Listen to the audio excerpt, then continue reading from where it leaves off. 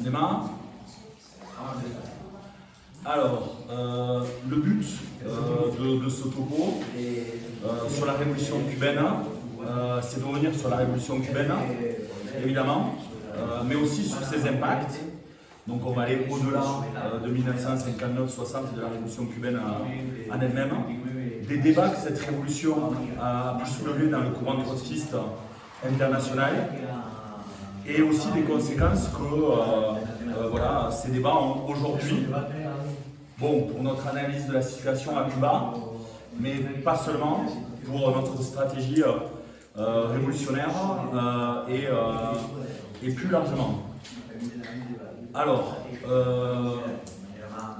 pour revenir à ce qui s'est passé à Cuba, pour revenir à ce qu'était Cuba, un petit peu comme quand on parle de la révolution russe et qu'on parle de ce qu'était la Russie tsariste avant la révolution, il y a plusieurs caractéristiques importantes de Cuba pour comprendre la suite. D'abord, un petit peu comme le disaient les révolutionnaires bolcheviques sur la Russie, Cuba c'est un pays arriéré, pas arriéré au sens où voilà, c'est une critique ou quelque chose de négatif, méprisant, mais arriéré d'un point de vue économique. C'est pas du capitalisme avancé, c'est pas la France, c'est pas l'Angleterre, c'est pas les États-Unis. Il y a une faiblesse de la classe ouvrière et une importance de la paysannerie. Une autre caractéristique très importante, et qui sera nécessaire pour toute la suite, dont on est conscient, mais je ne sais pas à quel point, parce que nous on a connu Cuba après la Révolution, donc Cuba en partie indépendante et en opposition aux États-Unis, mais Cuba essentiellement c'est un régime néocolonial sous l'emprise directe des États-Unis. Voilà, dans la filmographie qu'on a pu un peu tous regarder, les scènes dans Le Parrain où on voit que juste avant la révolution castriste, la mafia des États-Unis est directement en lien avec le régime de Batista, contrôle les casinos, etc. On a une bourgeoisie qui est totalement dépendante des États-Unis sur place. Et ce qui explique aussi le fait que la lutte a été d'abord anti-impérialiste. Une autre caractéristique dont on parle beaucoup moins, celle-là, c'est que c'est une économie qui est caractérisée par une monoculture. Monoculture, ça veut dire quand on dépend de l'impérialisme, au lieu d'avoir une agriculture pour les besoins de la population, etc., on produit seulement pour les besoins des métropoles et des impérialistes. Donc par exemple, c'est le cas au Venezuela aujourd'hui qui produit essentiellement du pétrole avec ses construits là-dessus. À Cuba, c'était le sucre. Donc une économie basée sur la production de sucre et de dérivés divers et variés du sucre. Donc certains connaissent peut-être des dérivés comme le rhum, la club, etc. Mais bon, au-delà de la blague, oui, c'est une production massive de sucre et le rhum fait partie des dérivés de l'industrie sucrière. Donc ça, c'est des éléments constitutifs, permanents. Et il y a un élément conjoncturel aussi de Cuba avant la Révolution. C'est un régime qui évolue sous une dictature, celle de Batista. Donc, au niveau de l'Amérique latine, globalement, et à Cuba, il y a l'existence de mouvements nationaux populistes. Il y a le mouvement autour de la guérilla castriste qui est appelé mouvement du 26 juillet à Cuba. Donc le groupe autour de Fidel, c'est le mouvement du 26 juillet. Mais dans les mouvements nationaux populistes en Amérique latine, il y a aussi le péronisme en Argentine, etc. Et en gros, pour expliquer, si vous ne connaissez pas cette partie de l'histoire, on peut dire que ces mouvements populistes, ils profitent de l'inaction des partis communistes staliniens, parce que vous n'êtes pas sans savoir qu'à partir du moment où il y a la contre-révolution stalinienne en URSS, au lieu de continuer à défendre la révolution partout, c'est l'idée socialiste dans un seul pays, chacun chez soi, le capitalisme chez eux, les socialistes chez eux, et donc il n'y a pas de recherche véritable de s'appuyer sur les luttes contre l'impérialisme en Amérique latine pour faire émerger des révolutions. Les partis communistes staliniens ne jouent pas ce rôle-là, et donc ils laissent la place à des partis nationaux, populistes, qui disent s'affronter à l'impérialisme yankee, mais une de leurs caractéristiques, c'est y compris en alliance avec la bourgeoisie. Voilà, tous ensemble contre l'impérialisme yankee, la bourgeoisie, les travailleurs, unité nationale contre l'impérialisme yankee avec toutes les limites qu'il peut y avoir. Donc il y a ce contexte voilà, des mouvements nationaux populistes.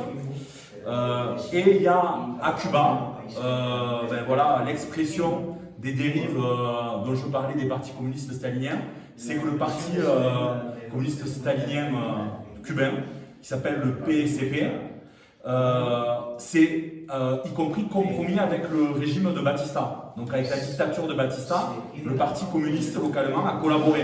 Donc vous imaginez en termes de lutte contre la dictature et lutte contre l'impérialisme, voilà, du coup le parti communiste il n'est pas du tout à la pointe de ce qui peut se passer. Et c'est pour ça que c'est un groupe autour de Fidel Castro, dans la guérilla, qui va mener et gagner la légitimité de la lutte contre l'impérialisme des États-Unis, y compris, donc voilà, je vais citer une résolution voilà, qui fait partie des bases pour ce topo que j'ai utilisé. C'est un texte du CEI, donc de la direction de la 4e internationale et secrétariat unifié de 1981, qui caractérisait Fidel Castro comme l'aile la plus radicale du mouvement populiste. Donc, c'était pas comme le péronisme en Argentine qui était quand même très collaborationniste avec la bourgeoisie, c'était l'aile la plus radicale du mouvement populiste. Et pas son caractère révolutionnaire. Le groupe autour de Fidel Castro est devenu une force d'attraction pour une partie de la petite bourgeoisie radicalisée des villes et surtout a gagné le soutien des paysans d'une des régions principales de la Sierra Maestra. Bon, et dans un pays où la paysannerie avait une importance centrale, bon, voilà, ça a été essentiel pour la suite. Bon alors, en gros, c'est quoi l'orientation castriste? Quand je dis l'orientation révolutionnaire castriste dans cette situation, et en quoi c'est la forme la plus radicale du mouvement populiste?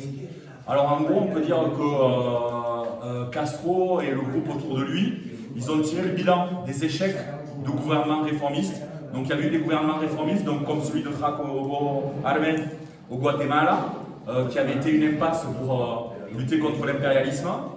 Et donc ils ont défini une orientation révolutionnaire, un petit peu leur scénario à eux, mais seulement sur une base anti-impérialiste. Donc le but, c'est de se libérer de l'emprise des États-Unis avec une lutte armée. Donc lutte armée pour renverser la dictature à Cuba et une lutte anti-impérialiste à l'échelle latino-américaine. On peut dire que ça, c'est la matrice de base de la pensée du castrisme. Et donc ça veut dire que dans cette lutte contre l'anti-impérialisme, dans cette lutte contre la dictature à Cuba, il peut y avoir des alliances. C'était tout à fait prévu dès le départ, avec la bourgeoisie nationale. À partir du moment où la bourgeoisie cubaine, elle accepte de rompre ses liens avec les États-Unis et avec la bourgeoisie des États-Unis, c'est possible de faire des alliances avec elle. Je vais vous lire une citation d'un trotskiste, Ángel Fanjul, donc c'est une citation de lui en 1979, mais c'est un gars trotskiste qui avait participé au combat et à la victoire de la révolution à Cuba, parce qu'il y a des trotskistes liés au secrétariat unifié qui sont allés à Cuba pour se joindre et pour soutenir la guérilla et pour défendre une orientation voilà, révolutionnaire qui aille jusqu'au bout là-dedans. Donc ce qu'il disait, c'était que dès le départ, pour lui et pour eux, les trotskistes qui étaient allés à se battre à Cuba, au sein de la révolution cubaine, il y avait deux tendances. Donc une tendance petite bourgeoise qui luttait pour l'humanisation du capitalisme. Donc là, voilà, l'humanisation du capitalisme, il y avait un capitalisme très violent avec une dictature, l'imposition du pouvoir des États-Unis. L'humanisation d'une forme de capitalisme qui soit moins violent pour les travailleurs et pour le peuple. et d'autres équipes, alors lui, militantes, qui caractérisaient comme objectivement bolcheviques, qui eux avaient pour but d'une révolution socialiste qui en finisse avec le pouvoir de la bourgeoisie, qui met en place un pouvoir des travailleurs. Quand il dit ça, il dit que ce n'était pas seulement ses idées et ses prévisions à lui, mais que c'était les prévisions et les conclusions partagées par toute une équipe de militants latino-américains, les trotskistes latino-américains, qui fonctionnaient sous la direction du secrétariat unifié.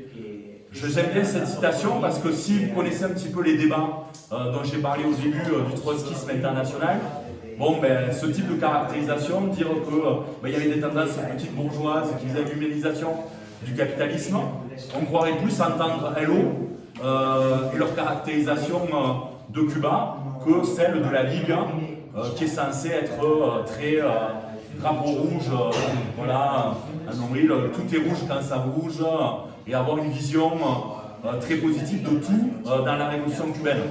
Mais en fait, les trotskistes qui sont allés à Cuba, qui se sont battus là-bas, étaient très conscients de ça. Or, quand il dit petit bourgeois, c'est pas une insulte, c'est pas une caractéristique comme ça, ah, bande de petits bourgeois. C'est que le groupe dont je parlais dans la guérilla autour de Fidel Castro, c'était un groupe qui venait de la petite bourgeoisie étudiante et qui, même, n'était pas lié directement à la classe ouvrière. J'y reviendrai. Donc cette orientation purement anti-impérialiste à la base de la révolution cubaine, c'est ce que vous entendez si vous entendez des discours de Che Guevara. À l'époque, souvent il y a des trucs, alors nous les Français, bon, les camarades de l'État espagnol sont plus habitués, mais c'est contre el capital monopolista yankee, donc il y a plein de trucs contre les Yankees des États-Unis, donc nous ça nous sonne un peu étrange, contre les Yankees, etc. Mais c'était la réalité, quoi. Ils se battaient contre le capital yankee, quoi. Donc bon, donc peut-être que le capital pas yankee pourrait être un peu plus sympa. Donc vous voyez cette idée d'humaniser le capitalisme derrière ce type de slogan. Et ça rythme tous les discours de Che Guevara avant, après la révolution ou de Castro.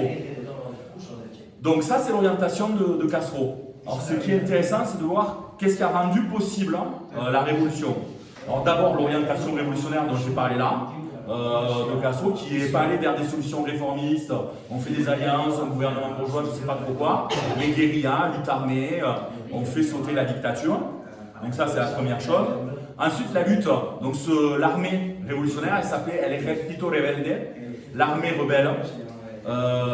Et au fil de la lutte armée, elle a intégré, donc au fur et à mesure, des paysans pauvres, aussi des petits bourgeois dans les villes, du prolétariat, mais plutôt du prolétariat agricole, et dans une moindre mesure, et là encore je cite plutôt l'orientation de la 4e internationale, de la 4e internationale elle-même, dans une moindre mesure la classe ouvrière. Donc dans l'armée révolutionnaire, celle qui a mené la guérilla, mais voilà, il y avait des paysans, il y avait des petits bourgeois, il y avait un prolétariat agricole, mais dans une très petite mesure, la classe ouvrière. Et donc cette armée, l'Ejército Rebelde, a gagné un soutien populaire important jusqu'à gagner face au régime de Batista. Et ensuite, donc ça c'est 59, et en 59, en janvier 1959, il y a un épisode dont on parle beaucoup moins que la guérilla, c'est qu'il y a eu une grève générale qui a démarré en 1959. Et ça a été quoi le rôle de cette grève générale? C'est qu'elle a empêché la bourgeoisie cubaine de canaliser ce mouvement révolutionnaire en disant c'est bien, vous avez viré Batista, c'est cool, on a un régime plus démocratique, et maintenant on va remettre en place un régime néocolonial lié aux États-Unis, comme il avait fait dans toute une autre série de pays d'Amérique latine. Et donc cette grève générale de janvier 1959, elle a ouvert un cycle de mobilisation de masse dans les villes et aussi dans les campagnes, qui ont amené en fait le pouvoir castriste et le groupe autour de Castro à aller encore plus loin de ce qu'ils voulaient faire. Parce qu'il faut comprendre qu'en 59, quand ils virent Batista, donc il y a la guérilla, qui vire Batista et le dictateur, et là ils doivent mettre en place un autre État. Ben, le projet de base de Castro, c'était pas le socialisme, je ne sais pas trop quoi. Donc leur premier réflexe, c'est qu'ils ont proposé à une partie de la bourgeoisie cubaine de prendre des positions économiques, des positions politiques. Mais avec ce processus, d'abord la grève générale, initiée en janvier 59, et toutes les mobilisations ouvrières et paysannes, il y a eu un affrontement entre ces mobilisations de masse et cette bourgeoisie qui, comme je l'ai expliqué, une des caractéristiques de la bourgeoisie cubaine, c'est qu'elle était directement liée à la bourgeoisie des États-Unis. Et donc eux, directement, ils ont voulu remettre en place le pouvoir de la bourgeoisie, mais aussi le lien néocolonial. Donc ils ont voulu défendre la mise en place d'un régime néocolonial. Et donc pour se libérer, voilà, cette lutte a été anti-impérialiste du joug impérialiste, ils ont été obligés très vite de virer ces bourgeois qui avaient des postes de direction dans l'économie, qui avaient des postes de direction politique. Et ça explique deux choses dans la réalité actuelle de Cuba, que vous connaissez peut-être. C'est l'émigration cubaine à Miami.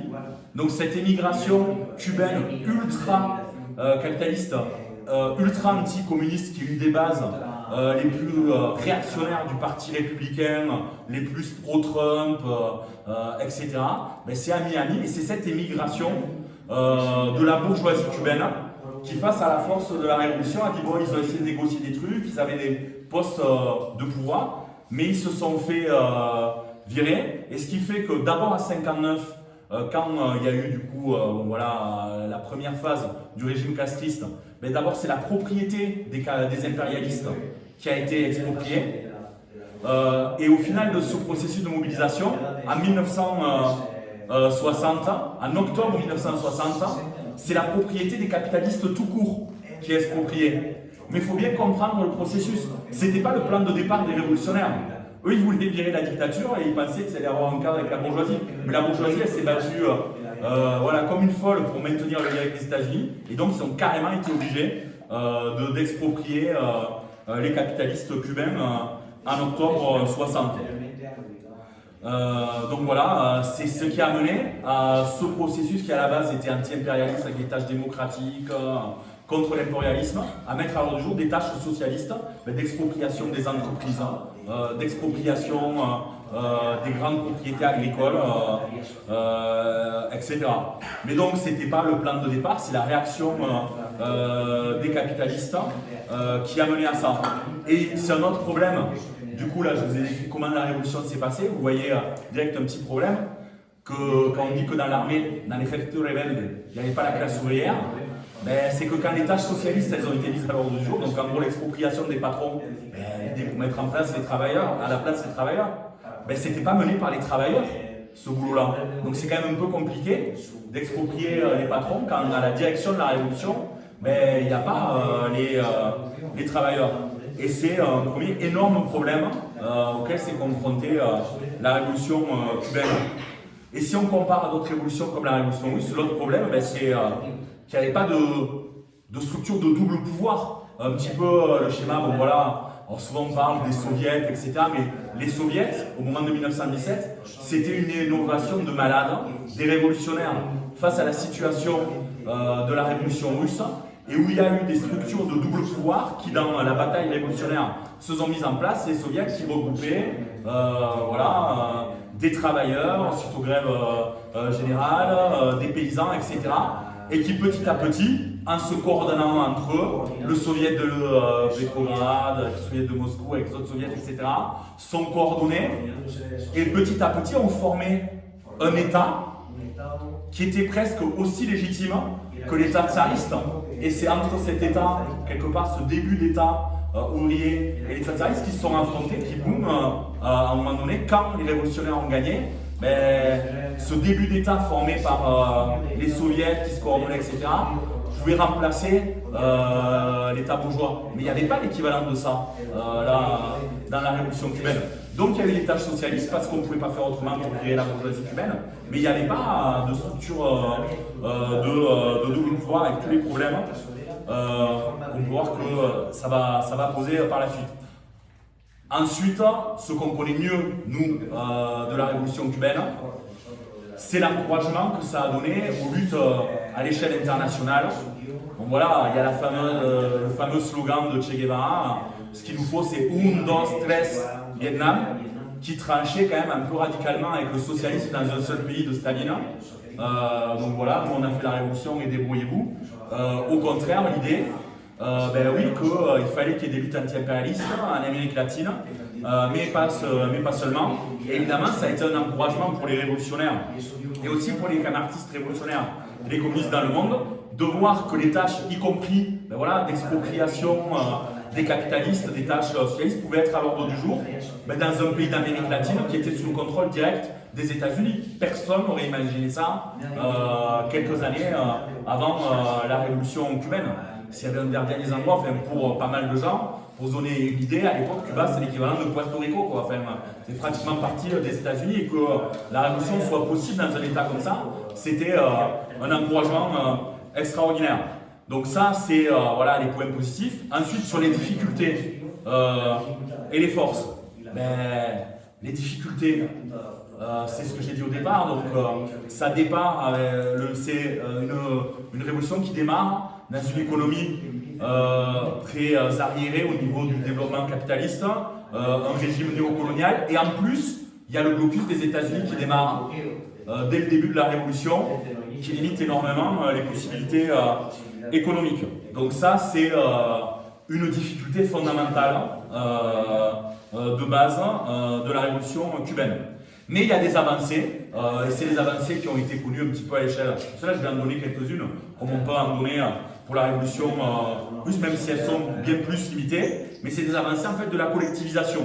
Il peut y avoir des débats sur État ouvrier ou pas, je ne sais pas pourquoi, mais ce qui est sûr, c'est qu'il y a une forme importante de collectivisation de l'économie, de l'industrie et de l'agriculture. Alors, qu'est-ce que ça a donné? Une mécanisation de l'agriculture sucrière. Donc avant, on coupait la canne à la machette. Petit à petit, il y a une mécanisation quand même au niveau des conditions de travail des travailleurs agricoles. Ça change 2-3 trucs. Planification et accord avec les États ouvriers qui ont permis de lutter contre les aléas du cours du sucre, la fafra en espagnol. L'élimination totale du chômage, qui était un problème énorme à Cuba. Des prix qui étaient stables, l'augmentation des salaires et surtout une baisse drastique des loyers. Les loyers, c'était à peu près 40% de la vie de l'ouvrier à Cuba avant. Après la révolution, c'était 10%. La mise en place d'une sécu gratuite, de congés payés, droits des femmes, intégration des femmes à la vie économique et sociale, un système de santé totalement gratuit, une baisse drastique de la mortalité infantile. Cuba est très connu là-dessus. En Amérique latine, dans toute une série de révolutions, on en voit toujours les docteurs cubains. Encore récemment, pendant le Covid, les docteurs cubains ont été plus utiles que la médecine française dans toute une série de pays pour venir en aide au Covid, comme quoi parfois l'économie collectivisée, ça peut être un peu utile. Et donc mise en place d'une éducation gratuite et aussi loisirs, sport de masse. Donc ça, c'est les premiers acquis de la révolution cubaine. Sur la structure de classe, après la révolution, en gros, ce qui reste de la bourgeoisie est sans aucun rôle économique politiquement, pour une raison simple, ce que j'ai dit avant, émigration massive à Miami, voilà. Donc, ensuite, ce qui reste des classes de la société pré-révolutionnaire, c'est notamment des paysans moyens et petits. Ça, c'est un point de la révolution cubaine dont les castristes ne se vantent pas souvent, ni dans notre tradition du SU ne se vantent pas particulièrement, mais qui en parlent, c'est qu'il y a une partie de l'agriculture qui n'a pas été collectivisée. En gros, suite à la révolution castriste, il y a 40% de l'agriculture qui s'est retrouvée sous le contrôle de l'État. Mais 40%, c'est-à-dire que 60% n'étaient pas sous le contrôle de l'État. Et donc, il y a toute une partie de l'agriculture qui n'a jamais été collectivisée. Donc, le but, c'était une première étape de collectivisation très importante avec des expropriations radicales dans les toutes premières années de la Révolution. Et le but, c'était de continuer ça après. Mais en fait, cette continuation n'a pas eu lieu. Donc, voilà. Donc ça, c'est un petit peu la caractérisation de classe. Ensuite, au niveau international, il y a eu un soutien à toutes les luttes anti-impérialistes des années 60, de la participation directe à la guerre quand même en Angola contre l'impérialisme, qui quand même allait se battre en Angola pour l'armée cubaine, et ce n'était pas le truc le plus évident et immédiat, avec toute une série de limites, mais qui est une participation directe de l'armée cubaine, jusqu'à l'aide, alors pour ceux qui connaissent, du FSLN, c'est-à-dire de la révolution sandiniste au Nicaragua, ou du Front révolutionnaire au Salvador, en Amérique latine. Et ça qui est dans la droite ligne du castrisme dès le départ, soutien aux révolutions, aux guérillas dans toute l'Amérique latine. Et en gros, ensuite on pourrait dessiner, il y a 2 décennies après la révolution cubaine, donc LTM, l'expropriation totale du capitalisme c'est en octobre 60, comme je vous l'ai dit. Donc il y a une première décennie, c'est les années 60. On peut dire qu'il y a les aspects les plus positifs de la révolution qui se développent. Et puis après, il y a un tournant dans les années 70, plus de tournant vers l'URSS stalinienne, etc., que j'exposerai. Donc première décennie, celle des années 60. En gros, la direction castriste, et c'est là où il y a pu y avoir des caractérisations positives et parfois des illusions, y compris dans notre courant, celui de la 4e internationale SU, sur la révolution castriste. Pourquoi? C'est parce que la direction castriste, elle a eu une orientation originale par rapport au stalinien. Ce qu'on pourrait résumer pour nous, dans nos générations, on ne connaît pas tout, on n'a pas vécu à ce moment-là, etc. Et c'est clair que pour nous, quand même, entre la parole d'un Che Guevara et la parole d'un Staline, ça ne sonne pas pareil quand même, au niveau révolutionnaire.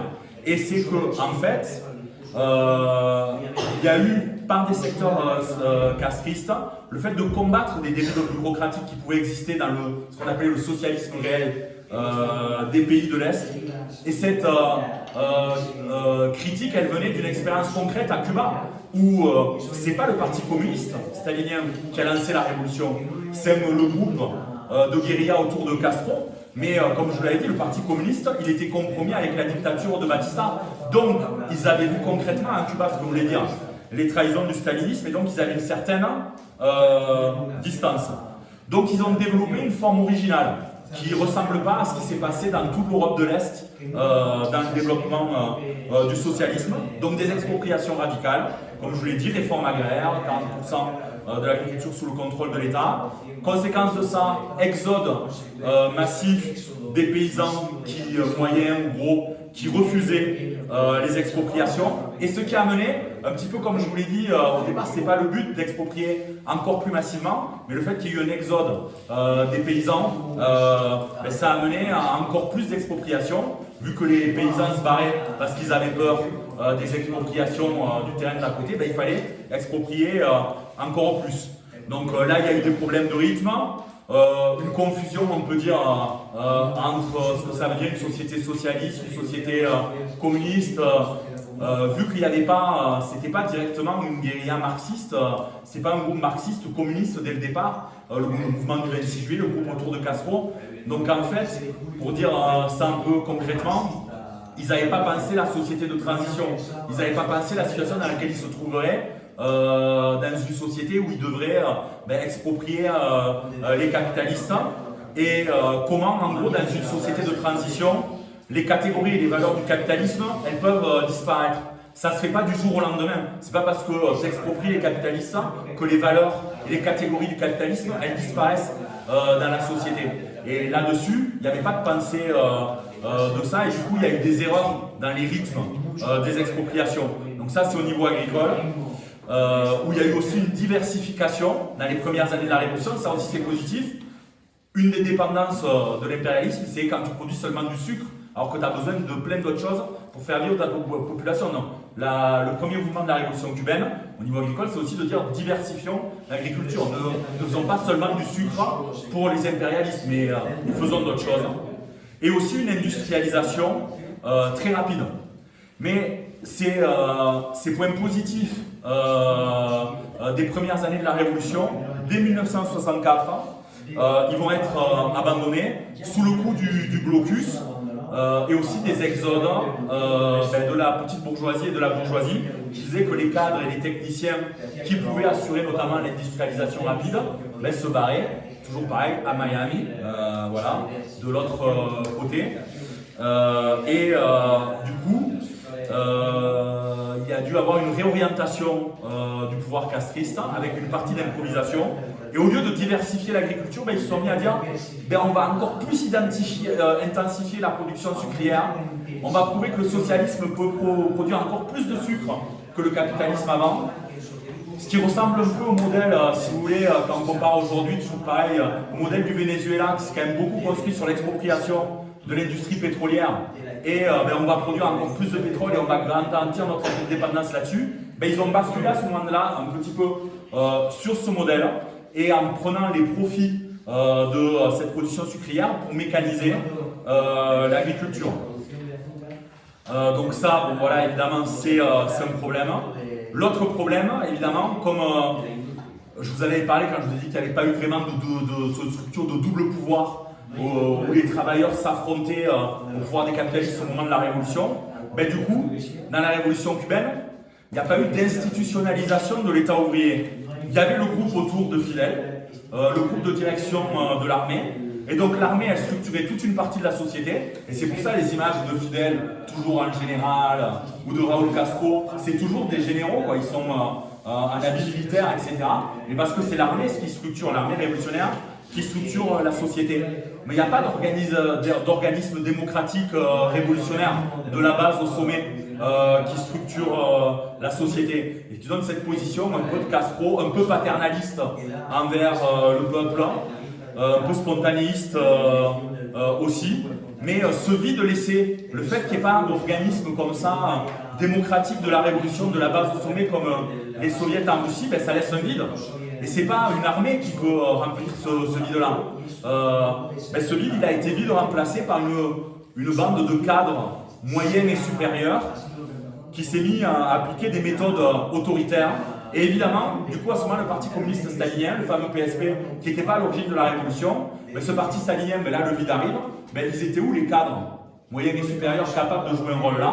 Ben, c'était les cadres du Parti stalinien, qui se sont mis bien après à la révolution, du coup, et plutôt dans la phase de contestation, à jouer un rôle et à utiliser ce vide laissé.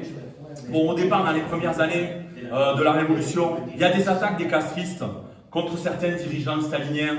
Ils essaient de lutter contre ces formes de bureaucratisation. On peut dire que le rôle du PSP, du Parti stalinien, dans ce qu'on appelait dans les structures de base du castrisme les organisations révolutionnaires intégrées, voilà, les termes, les ORI, ça c'est des structures de base de régime castriste, ça ressemble au rôle que jouaient des gens comme Staline et d'autres types de petits cadres en URSS dans les années 20. C'est ça le stalinisme, c'est des cadres qui se mettent à jouer un rôle et une couche de la société qui se met à jouer un rôle, à devenir de plus en plus autoritaire et à accaparer une forme de pouvoir. Donc il y a eu d'abord, dans ces années 60, un début de lutte, une tentative de lutte de Castro et de Guevara face à ces dérives bureaucratiques. C'est ce que je vais citer des discours de Castro de l'époque qui donnent un peu une idée. Et quand même Castro, dans des discours publics, il critiquait les révolutionnaires domestiqués et dressés. Les révolutionnaires domestiqués et dressés, suivez mon regard, les staliniens. Il défendait la libre association des révolutionnaires. C'est pas vraiment le modèle du parti unique en mode parti stalinien. Et même, il allait plus loin, il dénonçait les pays du camp socialiste minés par la bureaucratie. Donc ça, c'est cette phase des années 60 où on voit quand même une forme un peu originale qui se développe à Cuba et avec une forme d'indépendance et de critique de la bureaucratisation stalinienne. Mais ça, en fait, ça dure pas si longtemps que ça. Et c'est là qu'arrive le tournant des années 70, avec des conditions, des raisons économiques, comme souvent. D'abord, la faillite du sucre. Donc, comme je vous l'ai dit, ce choix peu délétère, au lieu de diversifier l'agriculture, d'intensifier le sucre et donc d'être encore plus dépendant de l'économie capitaliste et impérialiste. Ben, si le cours du sucre il s'effondre, ben, tu es quand même un petit peu dans la panade. Et c'est ce qui arrive au début des années 70. Donc ça, c'est un facteur économique.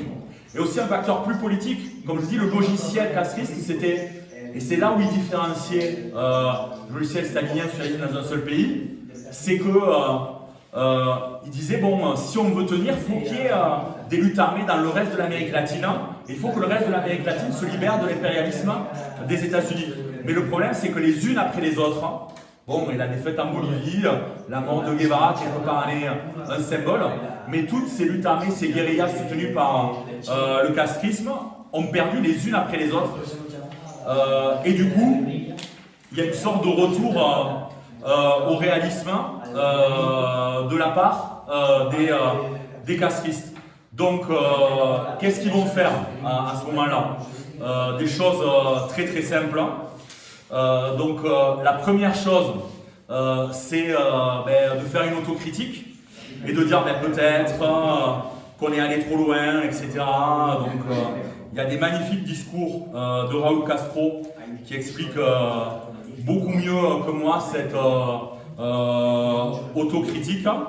Donc cette autocritique, elle dit que bon, voilà, on est allé trop vite. En gros, alors qu'il y avait un truc très volontariste sur la guérilla, ben, en gros, c'est pas demain matin que le socialisme va arriver en Amérique latine et que les guérillas vont gagner en Amérique latine. Donc on les soutient toujours, mais bon, c'est pas demain matin que la révolution va gagner dans tout le reste de l'Amérique latine.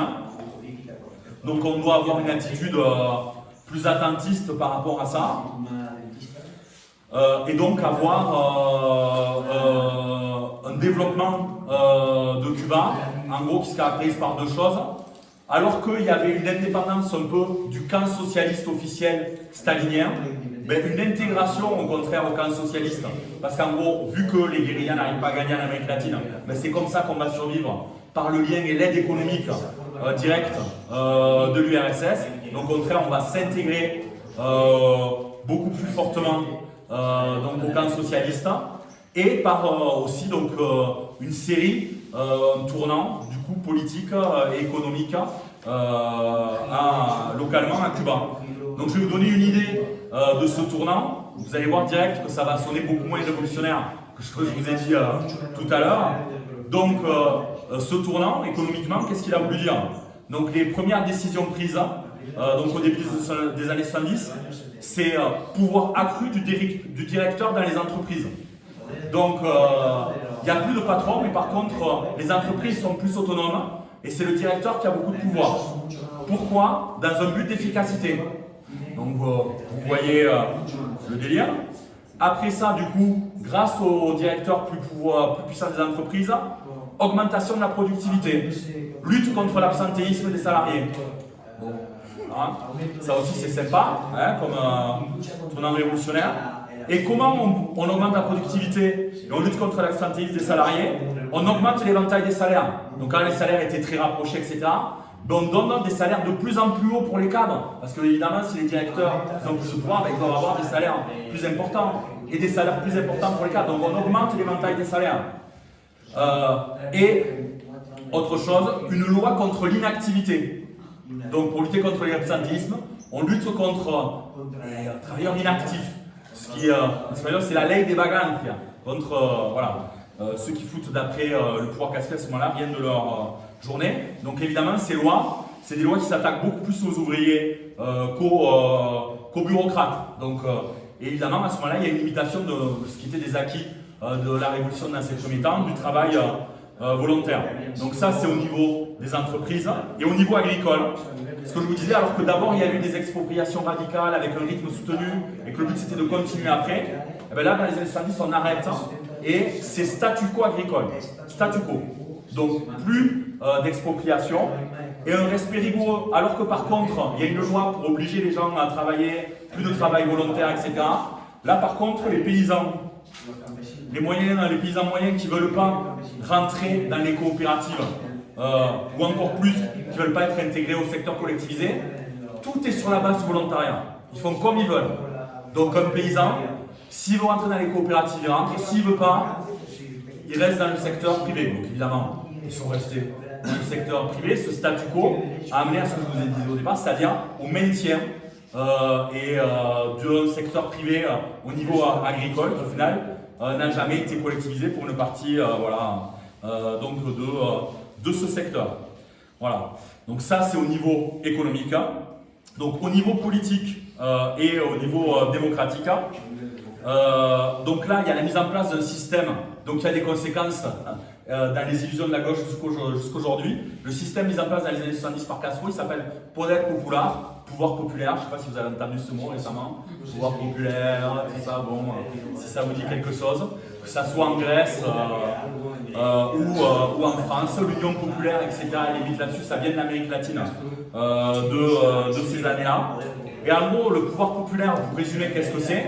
Ça répond au problème du fait qu'il n'y avait pas de structure de double pouvoir dès le départ, avec un truc où on fait participer les masses au niveau local, avec la possibilité de régler des questions de la vie quotidienne au niveau économique, Donc ça permet de faire participer beaucoup plus massivement voilà, la population au niveau local, qui peut régler des problèmes économiques ou politiques locaux. Mais par contre, au niveau national, c'est l'institutionnalisation du contrôle central du parti au niveau national. Voilà. Donc au niveau local, un peu plus de participation, mais par contre, au niveau national, contrôle totalement de la direction du parti, pour une raison simple, ce que je vous disais au départ, c'est que vu qu'il n'y a jamais eu de structure de double pouvoir de la base au sommet, ben ça a été très simple pour Castro de résoudre ce problème-là en disant on va faire un truc de pouvoir populaire à la base et les gens ils peuvent discuter de la peinture, de ce qu'on fait dans le quartier, de comment on structure au niveau municipal. Par contre, les décisions économiques, les décisions politiques, c'est le parti qui décide nationalement sans consulter qui que ce soit. Donc là, pareil, au niveau démocratique, c'est pas top, après les décisions économiques. Et enfin, au niveau international, ce tournant, ben, c'est l'alignement sur l'URSS, suite aux défaites de la guérilla. Donc, plus de critiques des décisions du stalinisme au niveau international, et alliance avec des gouvernements bourgeois, nationalistes ou populistes, dans toute une série de pays d'Amérique latine, au Pérou et ailleurs. Donc cette phase-là, elle a permis de structurer le parti unique qui n'existait pas avant à Cuba, en fusionnant le parti communiste stalinien et le groupe de Castro, avec un parti qui n'est toujours pas composé majoritairement de travailleurs. Donc du coup, il y a des développements d'un parti unique, sans droit de tendance, d'un syndicat sous contrôle de parti, sans droit de tendance, et parfois on parle, là encore avec pas mal d'illusions, dans la gauche, des congrès, des CDR. Donc ça, il y a eu des blagues là-dessus au moment de la Catalogne, où ils ont dit qu'au comité de défense de la République, ça ressemblait au CDR. Bon, sauf que les CDR cubains, c'est les comités de défense de la Révolution, c'est quand même un peu autre chose. Et donc les CDR, les comités de défense de la Révolution, voilà, au début, 20 ans après la Révolution, ils organisent pratiquement la moitié de la population, mais un peu comme pour le pouvoir populaire, ça organise au niveau local la moitié de la population, mais par contre, et là tenez-vous bien, c'est pas genre il a fallu 2 ou 3 mois avant de s'organiser au niveau national. Les CDR, avant qu'il y ait un congrès national des comités de défense de la Révolution, il a fallu attendre 17 ans.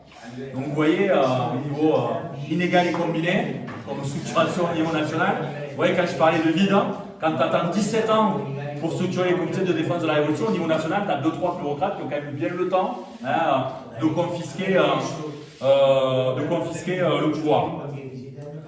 Donc, voilà, moi je vous ai donné cette idée-là, comment s'est fait la Révolution, mais aussi les 2 décennies qui ont suivi.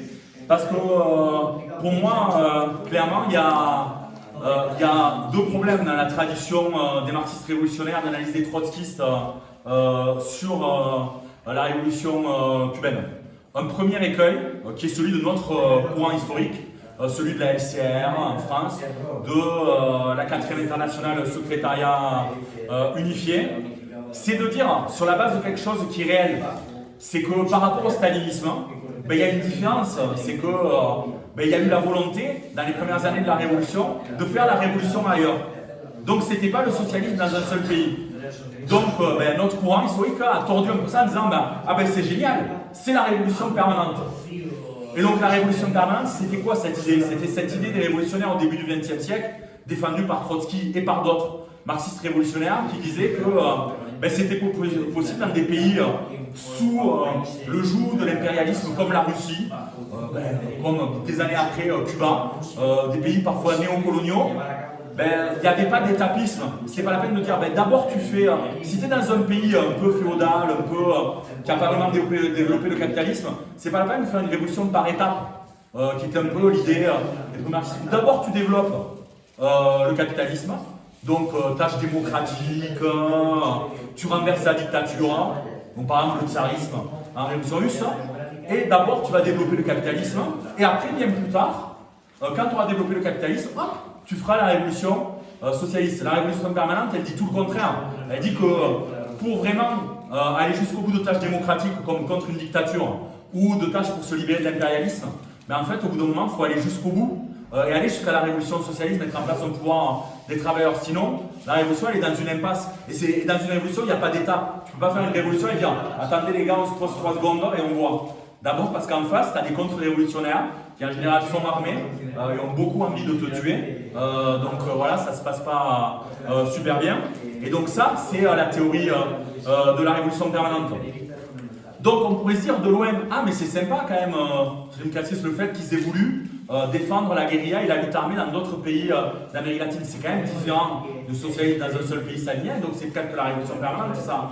Sauf que le gros problème, quand je vous ai dit, c'est que la révolution permanente, le but de ces tâches, c'est d'aller jusqu'à la révolution socialiste, au pouvoir des travailleurs. Et dans le pouvoir des travailleurs, ben, il y a travailleurs, vous voyez ce que je veux dire. Et le problème de la révolution cubaine, ben, c'est qu'elle n'était pas sous la direction de la classe ouvrière. Et donc elle n'a pas pu mettre en place ce pouvoir des travailleurs avec des structures de double pouvoir, etc. Et donc ça, c'est un problème fondamental. Et ça, je peux dire, on a toute une série de choses, nous on est en débat par rapport voilà, aux leçons de notre courant historique. Il y a des trucs qu'on prend. L'avant-garde tactique pour la jeunesse de la Révolution, on prend à fond ça, dans les bilans historiques de Mandel, tout ça, sur le site de 68. Par contre, le bilan de la Révolution permanente, sous direction de la bourgeoisie, nous on n'est pas hyper chaud. Parce que d'abord, ça n'a jamais été écrit comme ça par les révolutionnaires. Donc Trotsky qui est derrière moi, qui ont passé la Révolution permanente. Donc c'est quand même sous la direction des travailleurs. Oui, tu peux avoir une alliance avec la bourgeoisie. Si tu mènes une révolution contre l'impérialisme, par exemple à Cuba, donc c'est les travailleurs, les paysans qui l'amènent. Et tu as des bourgeois sympatoches qui te suivent de loin et qui te soutiennent, qui sont d'accord pour s'autonomiser de l'impérialisme yankee. Pourquoi pas? Mais par contre, tu ne te mets pas sous leur direction. Tu n'as pas l'illusion que c'est la petite bourgeoisie qui peut, ou la bourgeoisie qui peut mener ça. Et ça, c'est vraiment un bilan, nous, Gontier, qui nous amène à, voilà, à avoir un petit peu aussi ce bilan contrasté de la révolution cubaine et de ses, cubaine c'est un peu étrange, mais cubaine c'est plus joli, et de ses limites. Et j'ai fait la comparaison des CDR avec une petite blague avec la Catalogne tout à l'heure. Mais comme récemment, quand il y a eu le mouvement en Catalogne, ben nous on n'a pas eu la même orientation que la 4e internationale, sa majorité, qui disait ben, que le but en Catalogne c'était l'indépendance, la mise en place d'une république, et puis après on virait pour la république des travailleurs. On disait ben, si tu arrives à une république des travailleurs, vaut mieux que ça soit les travailleurs en Catalogne qui la dirigent, vaut mieux que ça soit sur la base de grève générale et qu'il ne fallait pas s'aligner sur le mouvement indépendantiste bourgeois catalan. Donc oui, l'indépendance catalane, pourquoi pas sous la direction des travailleurs, mais c'est pas la direction, ça peut pas être Puigdemont, hein, parce que Puigdemont, au niveau direction pour une république des travailleurs, c'est pas top. Donc voilà les bilans actuels qu'on a tirés un petit peu donc sur la révolution permanente. Et une autre leçon que je tirerai en conclusion, c'est sur la question, il y a eu tout un débat dans le mouvement trotskiste sur État ouvrier, pas État ouvrier, etc., question démocratique. Moi je dirais que surtout le problème, c'est que la révolution cubaine, il y a eu une révolution, c'est sûr, il y a eu des expropriations massives des entreprises et des propriétés agricoles, tu ne peux pas dire le contraire, les capitalistes sont immigrés, remplacement d'une classe en partie, voilà, mais c'était une révolution sans structure de double pouvoir. Est-ce que tu peux vraiment avoir une révolution socialiste sans structure de double pouvoir? Tu peux avoir les premières tâches, tu peux avoir des expropriations, mais ce qu'il aurait fallu, c'est que dans les premières années de la Révolution, et comme je vous l'ai dit, c'est ce qui a été en dispute, des discussions au des révolutionnaires, au départ il y avait des avancées, mais que sur la base de ces avancées, les comités révolutionnaires de base se structurent, s'organisent, commencent à former un État qui dispute la légitimité à celui de l'État bourgeois et que ces structures de double pouvoir formées dans la lutte armée face au pouvoir castriste soient en possibilité de se structurer nationalement et de pouvoir s'affronter à l'État bourgeois. Parce que franchement, un État ouvrier sans structure de double pouvoir, à la base, c'est quand même un petit peu étrange. Donc, je pense que le problème essentiel de la révolution cubaine est là-dessus. Donc voilà pour une petite synthèse. Et évidemment, comme je l'ai dit, donc nous, dans l'idée d'avoir voilà, le bilan des meilleures des traditions du mouvement ouvrier, donc on n'est pas forcément dans la ligne de celle qui était historiquement celle du SU et de la LCR. Il y a une autre orientation, il y en a pas mal, mais celle aussi de lutte ouvrière qui a polémiqué beaucoup, avec la Ligue à l'époque et encore aujourd'hui avec nos camarades du NPA l'anticapitaliste sur ce côté très joyeux, hyper positif sur le castrisme. Mais on n'est pas non plus, comme parfois se caricature l'orientation lutte ouvrière, pour dire qu'il n'y a pas eu de révolution à ce moment-là à Cuba. C'est pas parce que tu peux discuter du fait qu'il n'y a pas eu de véritable révolution permanente là-bas, que tu peux discuter que oui, il y a eu des expropriations des capitalistes, mais qu'il n'y a pas eu de structure de double pouvoir. Tu peux pas dire qu'il y a eu une vraie révolution, une révolution anti-impérialiste, une confiscation du pouvoir des capitalistes, comme parfois peut le laisser entendre Hello quand il caractérise seulement ça comme une armée menée par des petits bourgeois, etc. Mais en vérité, si on lit, je donnerai en conclusion quelques conseils de bibliographie, des choses un petit peu à lire, que ça soit ce que disait la 4 ou la Ligue à l'époque, ou que ça soit ce que dit Hello, c'est moins caricatural que l'image qu'on peut en avoir là-dessus. Comme je vous l'ai dit, pas mal de caractéristiques, dont celle qui disait que la classe ouvrière n'était pas au centre de la révolution, que le parti castriste, c'était pas majoritairement des travailleurs, elles étaient faites par la 4e internationale, dont dans ce texte de la résolution du CI de la 4 dans les années 80. Mais aussi dans des textes, y compris récents, de polémique de Hello, donc dans un Lutte des classes numéro 181 sur les trotskistes et la révolution cubaine, où il polémique gentiment, mais de manière toujours vigoureuse, avec la Ligue puis le NPA à l'occasion des anniversaires. Ils parlent de toutes les limites, mais ils disent aussi que oui, il y avait une lutte anti-impérialiste et des révolutionnaires anti-impérialistes à Cuba. Voilà, pour nous, les conclusions pour les révolutionnaires d'aujourd'hui, c'est dire que la lutte contre l'impérialisme et les questions nationales, quand on est dans des pays coloniaux, et on a toute une série d'exemples de lutte à l'heure actuelle aujourd'hui, depuis la Palestine, dont on a parlé ce matin.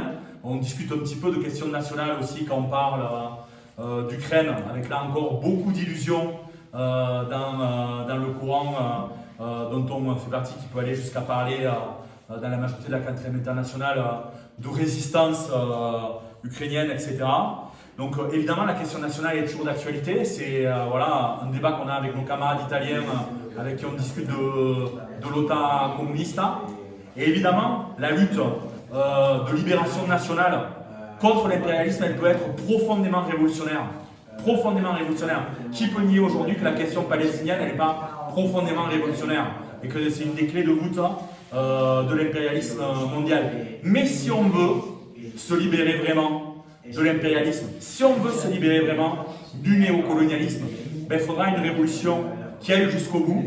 Ça veut dire une révolution démocratique, mais aussi une révolution socialiste, une révolution qui exproprie le pouvoir des patrons et des capitalistes. Et ça veut dire que même si dans des phases il peut y avoir des alliances avec la petite bourgeoisie, la bourgeoisie, c'est la classe ouvrière qui doit l'amener si, dans le temps long, on veut gagner. Et on ne veut pas que ça se termine. Mais comme aujourd'hui, tristement à Cuba, avec la restauration du dollar, etc., dans une triste restauration du capitalisme.